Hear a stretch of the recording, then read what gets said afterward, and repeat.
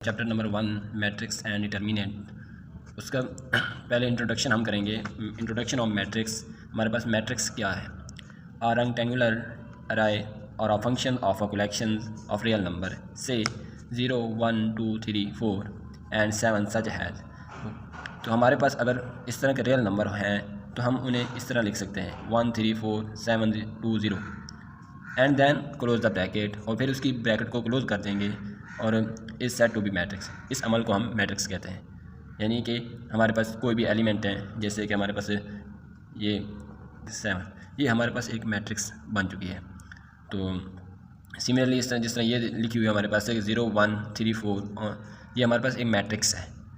तो आपने मैट्रिक्स की डेफिनेशन भी रीड आउट कर ली और हम मैट्रिक्स लिखी कैसे जाती हैं वो भी आपने देख ली।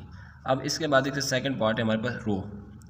जिस तरह ये हमारे पास रो 1 है, ये हमारे पास रो 2 है, ये हमारे पास रो 3 है। जो हॉरिजॉन्टल वे में होती हैं उन्हें हम रो कहते हैं। यानी कि ये हमारे पास हॉरिजॉन्टल वे में है और ये भी हमारे पास हॉरिजॉन्टल वे में है, ये भी हमारे पास हॉरिजॉन्टल वे में है, इन्हें हम रो कहेंगे। तो हमारे पास इसकी डेफिनेशन क्या है कि इन मैट्रिक्स ए, हमारे पास जो मैट्रिक्स ए है, एंट्रीज प्रेजेंट हॉरिजॉन्टल वे, यानी कि हॉरिजॉन्टल वे की तरह। जैसे ये 1 2 3 ये हॉरिजॉन्टल वे है हमारे पास, तो उसे हम रो कहते हैं। दोबारा रीड आउट कर लीजिए। In matrix A the entries presented in horizontal way are called rows. इसके बाद हमारे पास कॉलम मैट्रिक्स। फर्स्ट हमने मैट्रिक्स पढ़ी, मैट्रिक्स पढ़ने के बाद हमने रो को डिस्कस किया, रो को डिस्कस करने के बाद हम अब कॉलम को डिस्कस करेंगे। अब कॉलम हमारे पास क्या है? जो वर्टिकली वे में होते हैं उन्हें हम कॉलम कहते हैं। ये हमारे पास C1 कॉलम है, ये C2 कॉलम हो जाएगा, ये C3 कॉलम हो जाएगा, जो वर्टिकली वे में होते हैं। अब रो में हमने क्या कहा था? जो हॉरिजॉन्टल वे में होते हैं। अब ये वर्टिकली वे में होते हैं, उसे उन्हें हम कॉलम कहते हैं। कि in matrix B all the entries presented in vertical way are called column of matrix B. अब मैट्रिक्स बी के जो वर्टिकल वे में होते हैं उन्हें मैट्रिक्स ऑफ बी के कॉलम कहते हैं। जैसे ये हमें कॉलम 1 दिया हुआ, ये कॉलम 2 है, ये कॉलम 3 है, ये हमारे पास वर्टिकली वे में है। हॉरिजॉन्टल वे में रो होती है हमारे पास, जिस तरह हमने पीछे डिस्कस किया है इसी लेक्चर में कि हमारे पास हॉरिजॉन्टल में जो होती हैं वो रोज़ होती हैं। अब इसके बाद हमारे पास ऑर्डर ऑफ मैट्रिक्स है। ऑर्डर ऑफ मैट्रिक्स हमारे पास क्या होता है? यानी कि हमारे पास अगर कोई रियल नंबर 2 3 2 4 6 ये मैट्रिक्स हैं, सेट नहीं है हमारे पास।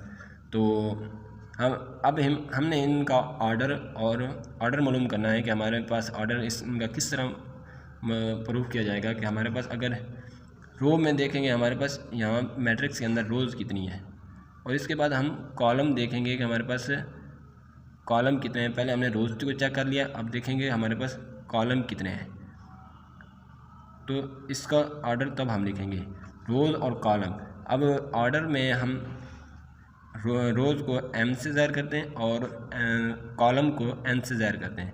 तो हमारे पास इसका जो ऑर्डर बन रहा है वो 2/3 बन रहा है। तो इसकी डेफिनेशन हम रीड आउट करते हैं कि the number of rows and number of columns in a matrix के मैट्रिक्स के अंदर नंबर ऑफ रोज़ और नंबर ऑफ कॉलम को स्पेसिफाइड इट ऑर्डर, एक मखसूस ऑर्डर के ज़रिए हम इसे स्पेसिफाइड करते हैं कि if a matrix M has M, अब मैट्रिक्स M के ऑर्डर को जो n जो है वो कॉलम है, then it written as M/n। हम इस तरह जब हम ये देखते हैं कि इसका हमारे पास ऑर्डर क्या होगा। अब इसकी पहले हम रोज़ देखते हैं कि हमारे पास रोज़ इसकी कितनी है। फर्स्ट हमारे पास रोज़ ये हो जाएगी, सेकंड हमारे पास रोज़ ये हो जाएगी। अब इनका कॉलम हम देखते हैं, वो हमारे पास फर्स्ट ये कॉलम है, सेकंड ये कॉलम है, थर्ड ये कॉलम है हमारे पास। तो अब हम इनका लिखेंगे कि order of matrix A, order of matrix M क्या लिखेंगे कि हमारे पास 2 रोज़ हैं और 3 कॉलम है हमारे पास, 2 रोज़ हैं और 3 कॉलम है। अब ये देखते हैं, जिस तरह ये लिखा हुआ n 1 2 3 -1 1 0 2 3 7। तो हम अब रोज़ देखते हैं। इसी तरह हमारे पास जो n है 1 2 3 -1 1 0 2 3 7। तो इसका भी जो हमारे पास ऑर्डर आएगा वो हमारे पास 3/3 आएगा, क्योंकि इसमें रो भी 3 है और कॉलम भी 3 है हमारे पास। और मज़ीद हमें इसकी एक्सरसाइज सॉल्व करने की कोशिश करते हैं तो आपको मज़ीद वहाँ पे सेटिस्फाई हो जाएगा। मज़ीद हम इसकी एक्सरसाइज भी सॉल्व करते हैं। अब इसकी एक्सरसाइज 1.1 उसका हमारे पास क्वेश्चन फर्स्ट है 1 2। हमारे पास ये क्वेश्चन है a = 2 3 -5 6। ये हमारे पास एक मैट्रिक्स दी गई है। अब हमने इसका ऑर्डर मालूम करना है। तो हम ऑर्डर मालूम करने के लिए हमारे पास ये रोज़ हो जाएंगी, हम रोज़ को मालूम, और ये हमारे पास इसके कॉलम बनेंगे, ये कॉलम। तो हम लिखते हैं ऑर्डर ऑफ मैट्रिक्स ए। हमारे पास रोज़ कितनी है 2, तो कॉलम कितने वो भी 2। इसका ऑर्डर ऑफ मैट्रिक्स 2/2 हो जाएगा। इसका नेक्स्ट क्वेश्चन हमारे पास है b = 2 0 3 5। ये भी इसी तरह जिस तरह हमने फर्स्ट क्वेश्चन किया है इसी तरह का सेम क्वेश्चन ये है कि इसका भी हमारे पास 2 रोज़ होंगी और 2 ही कॉलम होंगे। हम लिखेंगे ऑर्डर ऑफ मैट्रिक्स B हमारे पास कितना है 2/2। तो ऑर्डर ऑफ मैट्रिक्स हमारे पास इसका कितना आ गया 2/2।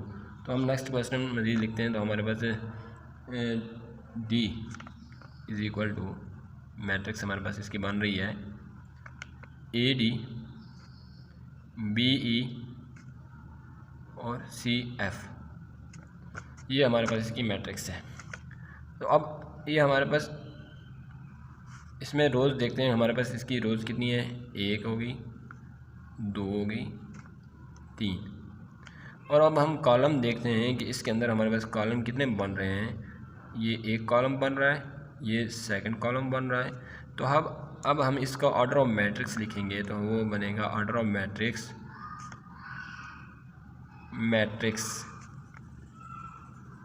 डी। हमारे पास क्या है वो हमारे पास है, क्योंकि इसमें रोज़ हमारे पास 3 है, कॉलम हमारे पास 2 है, तो हमारे पास लिखेंगे हम 3/2।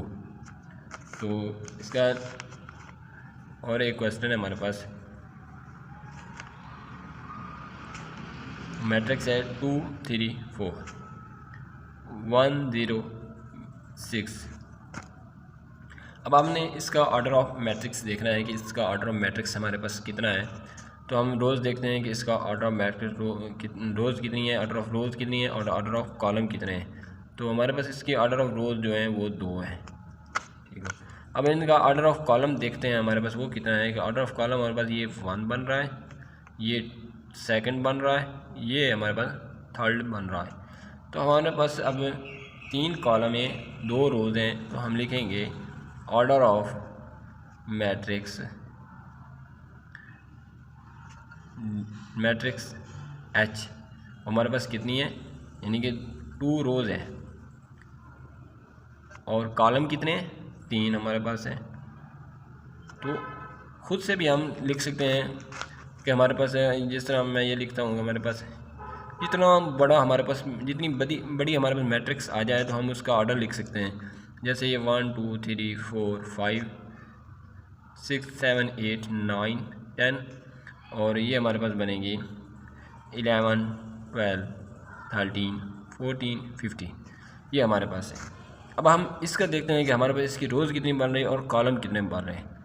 तो हमारे पास इसकी रोज़ देखते हैं, ये फर्स्ट रोज़ है हमारे पास, ये सेकंड रोज़ है, ये थर्ड रोज़ है। इसमें कॉलम कितने हैं हमारे पास, ये फर्स्ट कॉलम बन रहा है, ये सेकंड कॉलम बन रहा है और ये थर्ड कॉलम हमारे पास बन रहा है और ये फोर्थ कॉलम है हमारे पास। तो इसके नेक्स्ट हमारे पास 5 कॉलम है। अब इसके कॉलम की तादाद ज़्यादा है, रोज़ की तादाद कम है। तो हम इसका ऑर्डर ऑफ मैट्रिक्स लिखेंगे, ऑर्डर ऑफ मैट्रिक्स वो हमारे पास क्या होगा, ऑर्डर ऑफ मैट्रिक्स कि 3 रोज़ हैं हमारे पास, कॉलम कितने हैं हमारे पास 5 हैं।